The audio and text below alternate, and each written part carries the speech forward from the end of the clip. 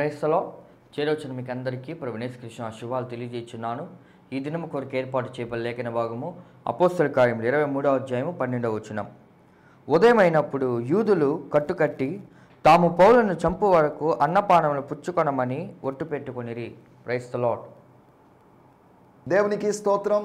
హల్లెలూయా, హల్లెలూయా. మన ప్రభువును ప్రియరక్షకుడైనటువంటి నజరేయుడైన యేసుక్రీస్తు దివ్యనామంలో మన శాంతి టీవీలో ప్రసారం అవుతున్నటువంటి ఆయన హెచ్చవలసి ఉన్నది, హీ మస్ట్ ఇంక్రీజ్ అనేటువంటి అనుదిన ఆత్మీయ వాక్య వ్యాఖ్యాన కార్యక్రమానికి మిమ్మల్ని అందరినీ ప్రేమపూర్వకంగా ఆహ్వానిస్తున్నాం. మీ అందరికీ ప్రత్యేకమైన వందనాలు తెలియజేస్తున్నాను. Good morning, have a nice day. మరొక పర్యాయము జీవముగల దేవుని వాక్యాన్ని చేతపట్టుకొని, అనగా దేవుని వాక్యాన్ని బోధించడానికి, దేవుని వాక్యంలో ఉన్న సత్యాలను తెలియజేయడానికి, పరిశుద్ధాత్మ సహాయముతో దేవుని వాక్యాన్ని నేర్చుకోవడానికి, మీరు నేను కలిసి నేర్చుకోవడానికి. ఎవరికి అంతా వచ్చిందని మనం చెప్పలేము, లేకపోతే ఫలానా వ్యక్తికి అంతా తెలుసని కొంతమంది శృతి మించి అభిమానించేటువంటి శిష్యులు అనబడిన వాళ్ళు చెప్తున్నారు. అలాంటిది కాకుండా ఎవరికీ తెలియదు. మనము కొంత మట్టుకు ఎరుగుదము, కొంత మట్టుకు ప్రవచింతము, మనము కొంత మట్టుకు ఎరుగు. We know little, we know few things. మనకు కొద్దిగా తెలుసు అని వాక్యం చెప్తున్నారు. పూర్తిగా తెలుసు అని చెప్పుకుంటున్నారంటే మనకు ప్రార్థన చేయడం రాదు. మనం ఎరిగి ఉండడం కూడా కొద్దిగా ఎరిగి ఉన్నామని వాక్యం చెప్తుంటే, మేమంతా తెలుసుకున్నామని అతిశయించి చెప్పే వాళ్ళ మాటల్లో ఎటువంటి అర్థం లేదు. ఉదయకాలం దేవుని వాక్యాన్ని విందాం, నేర్చుకుందాం. బైబిల్ విద్యార్థులుగా, నిత్య విద్యార్థులుగా, క్రీస్తు పాఠశాలలో విద్యార్థులుగా, క్రీస్తు పాదాల దగ్గర నేర్చుకునేవారుగా ఉండాల్సినటువంటి అవసరం ఎంతైనా ఉంది. నా కాడి ఎత్తుకొని నా యొద్ద నేర్చుకొనుడి.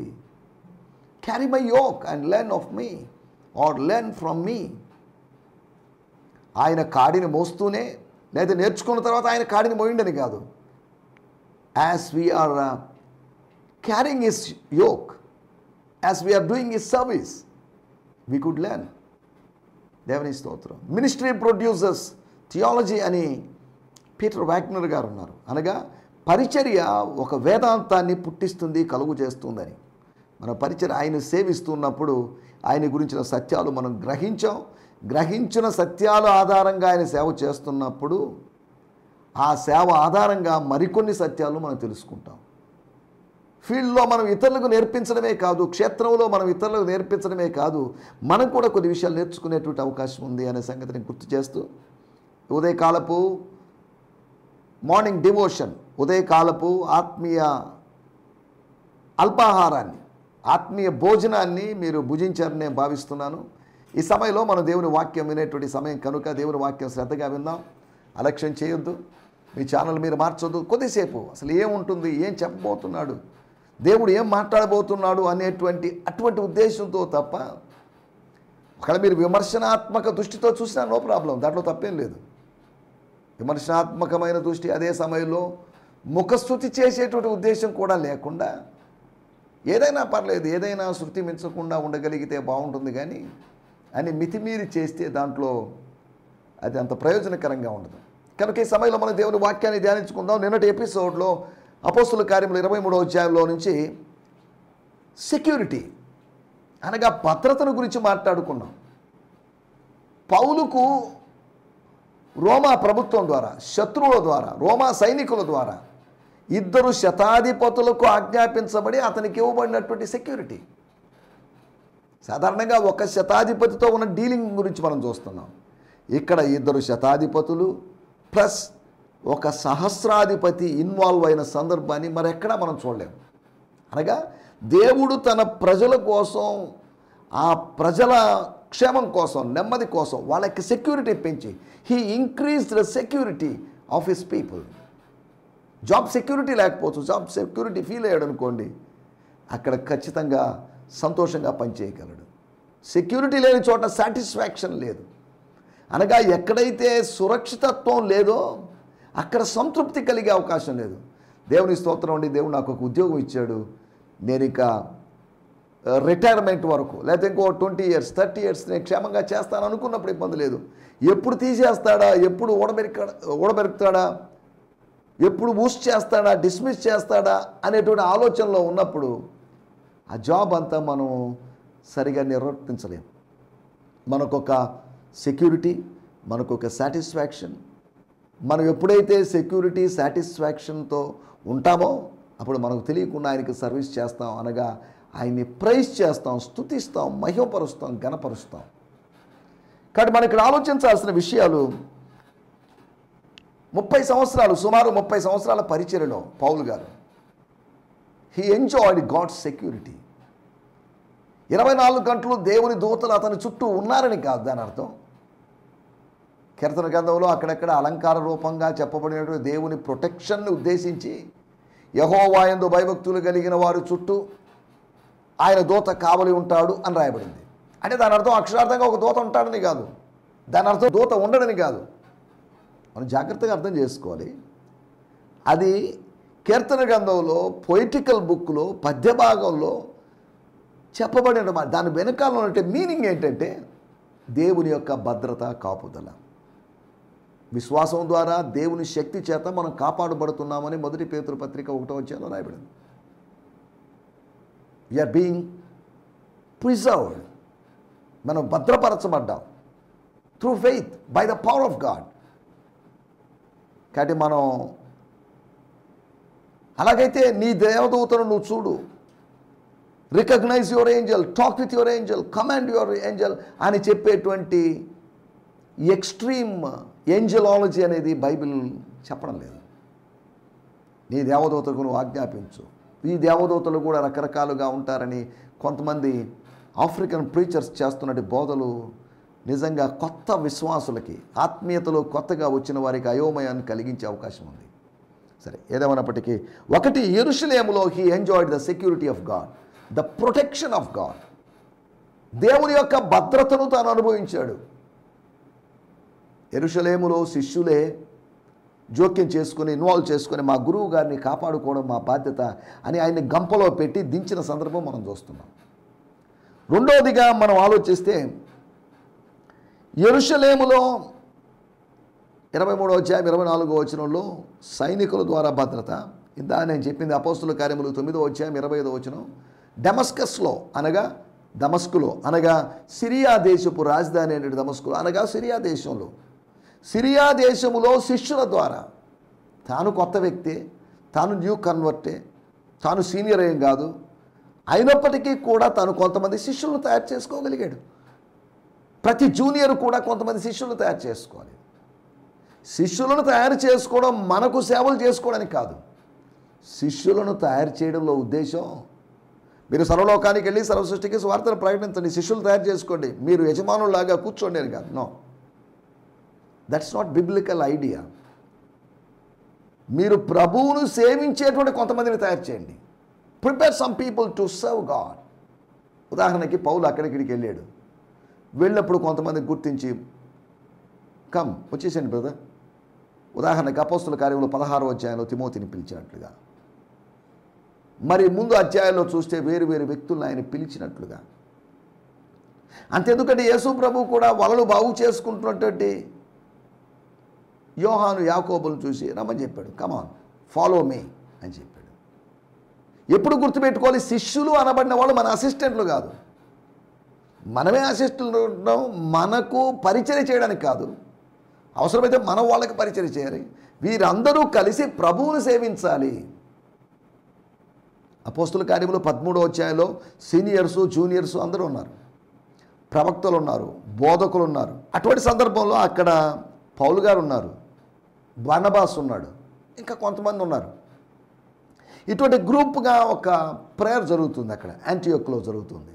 అంత్యోకయలో జరుగుతున్న ప్రార్థన ఫలితంగా వారు ప్రభువును సేవించుచు ఉపవాసం ఉండగా అని రాయబడింది. ఉపవాసం ఉండడం లేకపోతే ఇంకేదైనా ఉపచారం చేయడం, ఇవన్నీ పరిచర్యలో భాగంగా మనం భావించాలి. ప్రార్థన పరిచర్య. ఎందుకు చెప్తున్నట్టే వారందరూ కలిసి సేవించడంలో ఒక సమానత్వం ఉండాలి. నేను సీనియర్ని, నువ్వు జూనియర్వి, నువ్వు బానిసలాగా ఉండాల్సిందే, లోబడి ఉండాల్సిందే అనే విధానం, అనే బానిసత్వ విధానం క్రైస్తవత్వం లేదు. ఒక చిన్న మాట చెప్పి ముందుకెళ్తాను. యేసు ప్రభు తన శిష్యులను ఉద్దేశించి అన్నాడు, మిమ్మల్ని దాసులని పిలవక మిమ్మల్ని స్నేహితులని పిలుస్తున్నాను. ప్రపంచంలో ఏ గురువు కూడా తన స్టూడెంట్స్ని, తన విద్యార్థులను చూసి ఇదో వీళ్ళందరూ నా స్నేహితులండి అని చెప్పే అవకాశం లేదు. నా స్టూడెంట్స్ అండి, నా దగ్గర నేర్చుకున్నారు. లేదా 87 బ్యాచ్ అండి, 90 బ్యాచ్ అండి, 95 బ్యాచ్ అండి, ఇలా చెప్తారే కానీ దీస్ ఆర్ మై ఫ్రెండ్స్ అని చెప్పరు.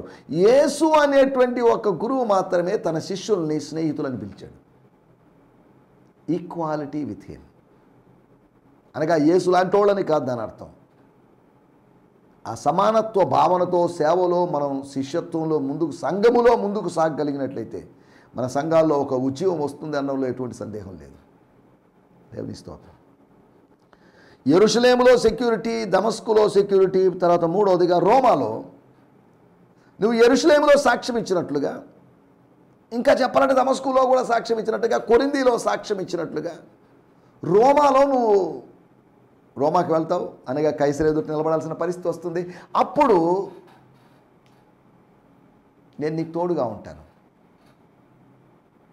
ఈ మధ్యలో రోమా రీచ్ కాలేదంటే రీచ్ అయ్యాడు. తన అనుకున్నాడు బహుశా రోమ్కి రీచ్ కాలేమని. మన పరిస్థితులను బట్టి కొన్నిసార్లు మన భవిష్యత్తును అంచనా వేస్తాం. మరి ఇప్పుడున్న ప్రాబ్లమ్స్ దృష్ట్యా నెక్స్ట్ ఇయర్ ఇలా ఉండకపోవచ్చేమో, ఇప్పుడున్న పరిస్థితుల దృష్ట్యా ఇంకో 10 సంవత్సరాల తర్వాత ఇలా ఉండకపోవచ్చేమో అని మనం మన ప్రజెంట్ని, మన ఫ్యూచర్ని కనెక్ట్ చేయాలని చూస్తాం. పౌలు కూడా అనుకున్నాడు 2 కొరింథీ పత్రిక 1వ అధ్యాయంలో, అసలు మేము బతుకుతామన్న ఆశ మాకు లేదు, కానీ దేవుడు మమ్మల్ని తప్పించాడు.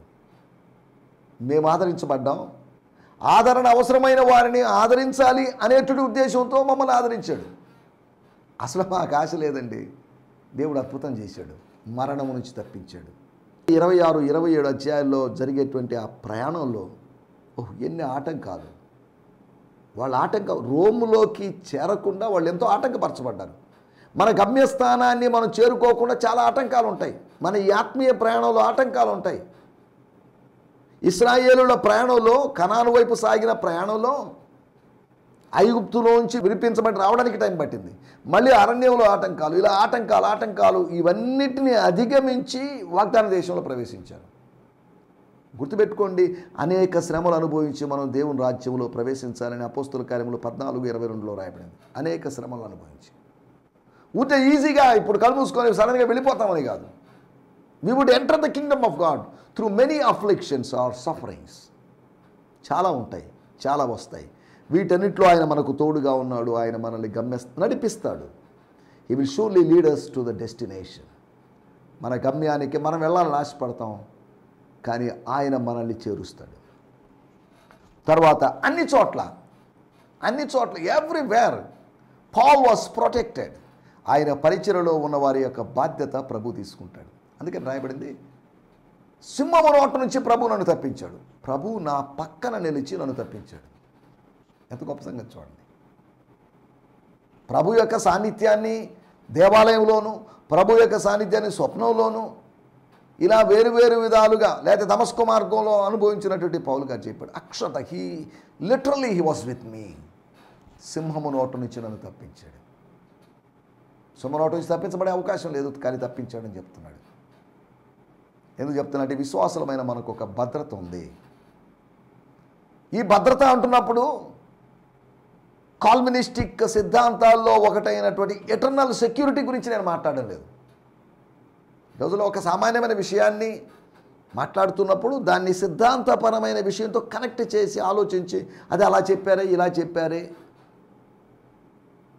అంటే వన్స్ సేవ్డ్ ఆల్వేస్ సేవ్డ్ అనగా ఒక్కసారి రక్షింపబడితే ఇంకా శాశ్వతంగా రక్షింపబడినట్లే అనేటువంటి ఆ సిద్ధాంతాన్ని మనం కట్టుబడి ఉండడం లేదు. కానీ భద్రత ఉంది. We have protection. ఉదాహరణకి ఒక ముఖ్యమంత్రి స్థానంలో ఉన్నప్పుడు ఆయనకున్న సెక్యూరిటీ వేరు, కానీ మాజీ ఫార్మర్ చీఫ్ మినిస్టర్ ఆయనకున్న సెక్యూరిటీ వేరు, ఒక ఎమ్మెల్యేకున్న సెక్యూరిటీ వేరు. ఒక్కొక్కరికి వాళ్ళ స్థాయిని బట్టి సెక్యూరిటీ ఉంటుంది. మనము దేవునితో ఉన్నంతకాలము దైవికమైన భద్రతలో ఉంటాం, అది మాత్రం పక్క. పౌలుకి రోమా ప్రభుత్వం ద్వారా ఇంచుమించు 470 మంది ఇచ్చినట్టు ఒక్క మనిషికి ఇవ్వబడిన ప్రొటెక్షన్ చూడండి. ప్రభుత్వం ఒక పౌరుని గురించి, కారణం ఏంటంటే వాళ్ళు ఆలోచించారు, ఇతను ఎవరో తెలుసా, రోమియుడండి, he is a citizen of Rome. కాబట్టి రోమా ప్రభుత్వం స్వతంత్ర పట్టణముగా ప్రకటించినటువంటి తార్సు అనే పట్టణానికి చెందినవాడు కనుక, ఇతని విషయంలో రోమా పౌరుడు కనుక, కాబట్టి కేర్ తీసుకోవాల్సిందని తీసుకున్నారు. ఎందుకు చెప్తున్నానంటే మనిషి యొక్క భద్రతను గురించి ఆలోచిస్తే పరలోకంలో దేవుడు మన భద్రతను గురించి ఆలోచిస్తున్నాడని చెప్పడానికి ఇవన్నీ చెప్పాను. నా మాటలు నేను అక్కడ ముగించేస్తున్నాను. ఈ దినపు వాక్య ధ్యానంలోకి వెళ్దాం. అపోస్తుల కార్యములు 23వ అధ్యాయము 12వ వచనం. Book of acts 23rd chapter verse 12. ఉదయమైనప్పుడు యూదులు కట్టుకట్టి తాము పౌలును చంపు వరకు అన్నపానమును పుచ్చుకొనమని ఒట్టు పెట్టుకొనేది. ఏం జరిగింది ఇక్కడ? 12వ వచనం నేను చదువుతున్నాను. The next day more than 40 Jews, ఒక్క మనిషి కోసం 40 మంది శత్రువులు అందరూ పోగైతే 470 మంది సెక్యూరిటీని ప్రభుత్వం ఇచ్చింది. అనగా శత్రువుల కన్నా ఒక 10 రెట్లు అధికమైనటువంటి సెక్యూరిటీ పౌలు గారికి అనుగ్రహించబడింది.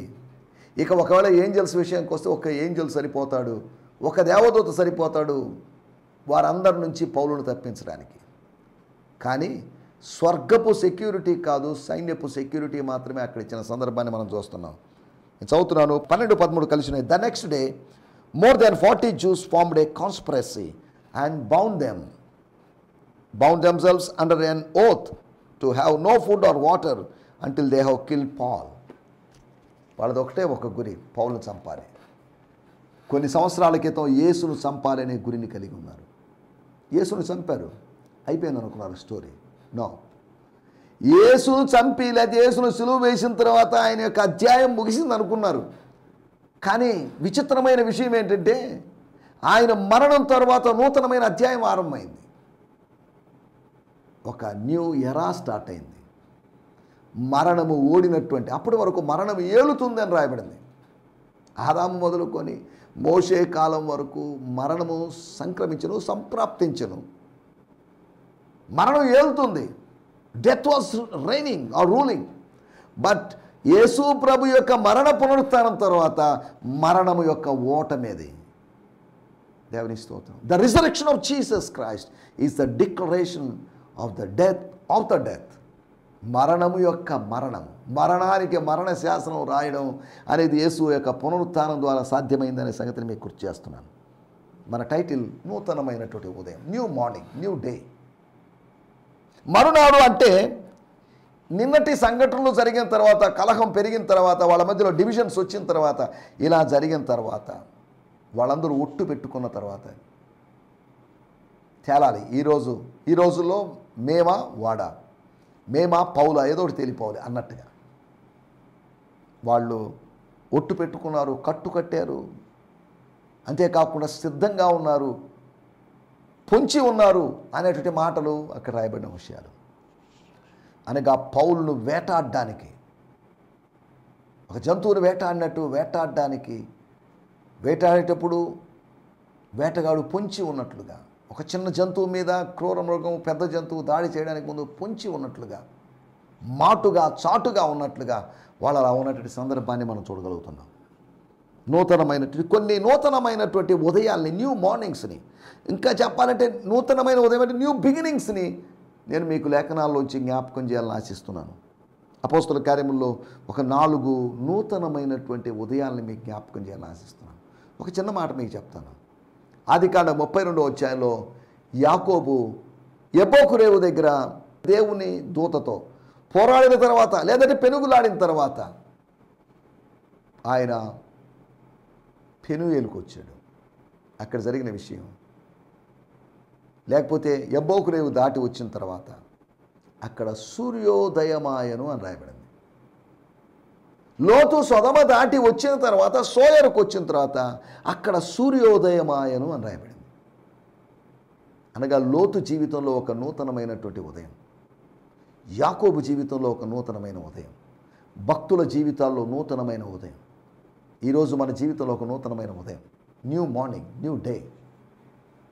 ఒక న్యూ చాప్టర్ మనం రాసుకోవాల్సిన అవసరం ఉంది. మన బ్రతుకు పుస్తకంలో, మన జీవిత పుస్తకంలో, in the book of our life, our personal life, this is going to be a new chapter. అక్కడ రాయబడిన మాటలు నేను మీకు జ్ఞాపకం చేస్తాను. ఆ ఉదయం ఏం జరిగింది? వాళ్ళంటే పట్టుబట్టారు, వాళ్ళు ఏదో ప్రతిజ్ఞ చేశారు, ప్రమాణం చేశారు, వాళ్ళ విషయం పక్కన పెట్టేద్దాం. పౌలుకి ఏం జరిగింది? మరునాడు ఏం జరిగింది? మరునాడు ఏం జరిగింది అంటే, నిన్న రాత్రి ఏం జరిగిందో దానికి ముందు రోజు రాత్రి ఏం జరిగిందో మనం తెలుసుకోవాలి. ముందు రోజు రాత్రి ప్రభువు అతని యొద్ద నిలుచుండి, ధైర్యముగా ఉండు, యెరూషలేములో నన్ను గురించి ఎలా సాక్ష్యం ఇచ్చావో రోమాలో కూడా సాక్ష్యం ఇస్తావు అని అతన్ని ఎంకరేజ్ చేశాడు. డిస్కరేజ్ కాదు, ఎంకరేజ్. మనుషులు డిస్కరేజ్ చేస్తున్నప్పుడు దేవుడు ఎంకరేజ్ చేస్తున్నాడు. దేవుడు పరిశుద్ధతకి ఎంకరేజ్ చేస్తుంటే మానవుడు పాపానికి ఎంకరేజ్ చేస్తాడు. పరిశుద్ధతలో మనల్ని ఎంకరేజ్ చేస్తాడు. డోంట్ స్టాప్, గో ఫర్దర్, ముందుకెళ్ళు, ఆగొద్దు, సాగిపో అనేది దేవుని యొక్క ప్రోత్సాహం. ఇక్కడ గమనించాల్సిన విషయం, ఉదయమైనప్పుడు ఏం జరిగింది? కీర్తన గ్రంథం 30:5 రాయబడింది, సాయంకాలంలో ఏడ్పు వచ్చి రాత్రంతా ఉండినను ఉదయమున సంతోషము కలుగును. ఒకవేళ సాయంత్రాన భయం కలిగి రాత్రంతా భయం ఉన్నప్పటికీ దేవుడు మాట్లాడడం ద్వారా భయము తొలగిపోయి నిర్భయంగా ఆ ఉదయకాలము పౌలు జీవితంలో ధైర్యం కలిగినటువంటి ఉదయం. A new morning that Paul got new boldness. అపోస్తుల కార్యములు 4వ అధ్యాయంలో వాళ్ళందరూ కలిసి ప్రార్థన చేశారు. ప్రార్థన చేసిన తర్వాత భూమి కంపించింది అని రాయబడింది. దాని ఫలితంగా ఏం జరిగిందో తెలుసా? వారందరూ దేవుని వాక్యాన్ని ధైర్యంగా బోధించారు. ఒక న్యూ బోల్డ్నెస్తో, న్యూ కరేజ్తో మనం ముందుకు సాగాలి. క్రీస్తు సేవలో ఒక కొత్త నూతన ఉత్సాహంతో, నూతన ధైర్యంతో మనం ముందుకు సాగాల్సిన అవసరం ఉంది. మొట్టమొదటి విషయం మనం ఆలోచిస్తున్నాం, ధైర్యం కలిగినటువంటి ఉదయం. రెండో ఉదయాన్ని గురించి నేను మీకు జ్ఞాపకం చేస్తాను. అపోస్తుల కార్యములు 2వ అధ్యాయము 15వ వచనం. మీరు ఊహించినట్టు వీరు మత్తులు కారు, ప్రొద్దుపుడిచిన జామైనా కాలేదు. చాలండి. అంటే ఇది ఉదయకాలము, అది మరునాడు, లేకపోతే 9 రోజుల తర్వాత అది 10వ రోజు, పెంతెకోస్తు రోజు. ఎవడి సోదరులారా, యూదయ వారులారా, ఇశ్రాయేలు వారులారా, ఏం మాట్లాడుతున్నారు మీరు? టైం ఎంతైంది చూడండి. మద్యంతో నింపబడ్డారు, మద్యం దాగి వచ్చారు, మద్యంతో మత్తులై ఉన్నారని మాట్లాడడం ఎంతవరకు సమంజసం? పొద్దు పొడిచి ఒక జామైనా కాలేదు. అంటే ఆ రోజు ఏం జరిగింది, ఆ ఉదయకాలాన్ని ఏం జరిగింది అని మనం కొద్దిగా ఆలోచిస్తే 2వ అధ్యాయం 4వ వచనంలో మనం చూస్తే, అందరూ పరిశుద్ధాత్మతో నిండిన వారై దేవుని స్తోత్రం. గుర్తుపెట్టుకోవాల్సిన విషయం, ఆ ఉదయకాలాన 9 ఉదయాలు దాటిన తర్వాత 10వ రోజు ఉదయాన్నే 9 రోజుల నాన్ స్టాప్ ఎడతెగని ప్రార్థనా ప్రవాహం.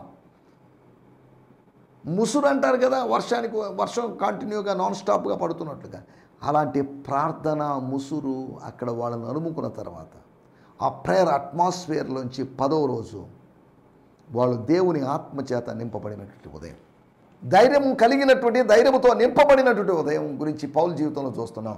అపోస్తుల యొక్క జీవితంలో దేవుని ఆత్మచేత నింపబడినటువంటి ఒక ఉదయాన్ని చూస్తున్నాం. మూడో విషయాన్ని నేను మీకు జ్ఞాపకం చేస్తాను. అపోస్తుల కార్యములు 5వ అధ్యాయం 21వ వచనం. వారు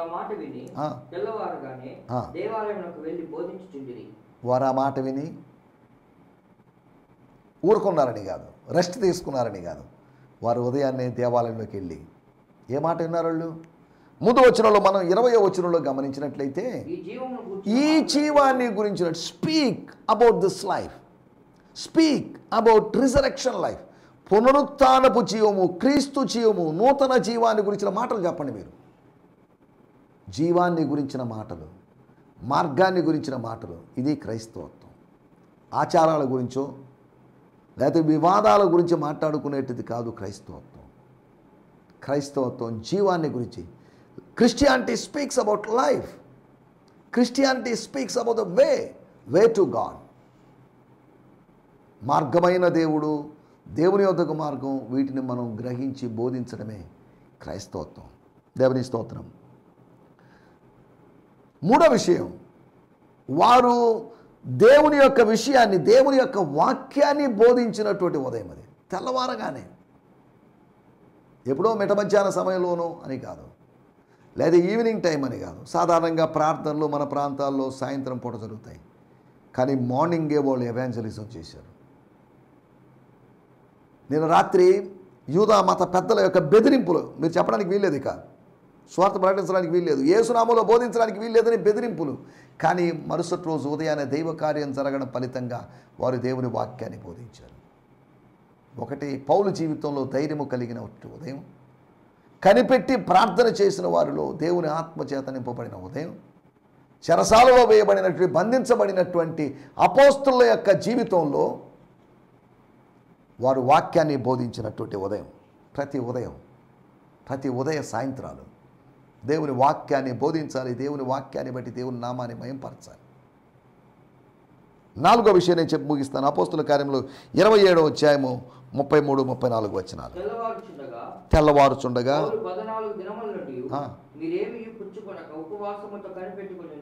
దేవుని స్తోత్రం. చాలండి. 14 దినములుగా, since 14 days you are been doing fasting. ఎవరళ్ళు?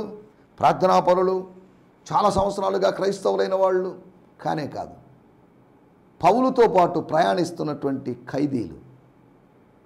ఖైదీలు కూడా 14 దినాలు ఉపవాసం ఉన్నారట. 15వ రోజు ఉదయమున పౌలు గారు లేచి 14వ తేదీ రాత్రి తనకు కలిగిన దర్శనాన్ని బట్టి తను ధైర్యంగా మాట్లాడుతున్నాడు. 15వ తేదీ ఏం జరిగిందంటే, 15వ రోజు ఏం జరిగిందంటే, 14 రోజుల తర్వాత ఏం జరిగిందంటే, ఆ ఉదయకాలాన పౌలు గారు చెప్పిన దాన్ని బట్టి వారు దీక్షను విరమించారు. వారి యొక్క ఉపవాస దీక్షను విరమించారు. 14 రోజుల ప్రార్థనలు దేవుడు ఆలకించాడు. 15వ రోజు నుంచి ప్రార్థన ఫలితాన్ని నువ్వు అనుభవించబోతున్నావు. ప్రార్థించిన తర్వాత ఫలితాన్ని అనుభవిస్తావు. విత్తిన తర్వాత కోయడం ఎలాగో ఆరంభిస్తావు, ప్రార్థన చేసిన తర్వాత ఫలితాన్ని అదేవిధంగా అనుభవిస్తావు. కన్నీళ్ళు విడుస్తూ విత్తనాలు తీసుకుని వెళ్తే సంతోషగానంతో పనులు కోస్తావని దేవుని వాక్యంలో రాయబడింది. కాబట్టి కొన్ని ఉదయాల గురించి, 4 ఉదయాల గురించి మీకు జ్ఞాపకం చేశాను. ధైర్యం కలిగినటువంటి ఉదయము, దేవుని ఆత్మతో నింపబడినటువంటి ఉదయము, అంతేకాకుండా దేవుని వాక్యం బోధించినటువంటి ఉదయం. 4వది ఆ దీక్షను విరమించినటువంటి ఉదయం. ఈ ఉదయం మీకు ఎలాగా ఉంది? How is this day or this morning to you? ప్రార్థనలో ప్రభుతో పెనుగులాడి పోరాడేటువంటి ఒక ఉదయంగా, ఒక మంచి దినంగా ఉండాలని కోరుకుంటూ నా మాటలు నేను ముగిస్తున్నాను. దేవుని స్తోత్రం. హల్లెలూయా. ఈ సందేశము మీకు ఆశీర్వాదకరంగా ఉందని నమ్ముచున్నాము. ప్రార్థన అవసరతల కొరకు మమ్మల్ని సంప్రదించవలసిన మా చిరునామా గిద్యోన్ మిషన్ చర్చ్, 6వ వీధి, శాంతినగర్, నెల్లూరు 4, ఆంధ్రప్రదేశ్. పిన్ 524004. మా ఫోన్ నంబర్లు 7036443613 మరి ఒక నంబర్ 9392293010. మా ఈమెయిల్ ఐడి gfihmi2015@gmail.com. దేవుడు మిమ్మును ఆశీర్వదించునుగాక. ఆమేన్.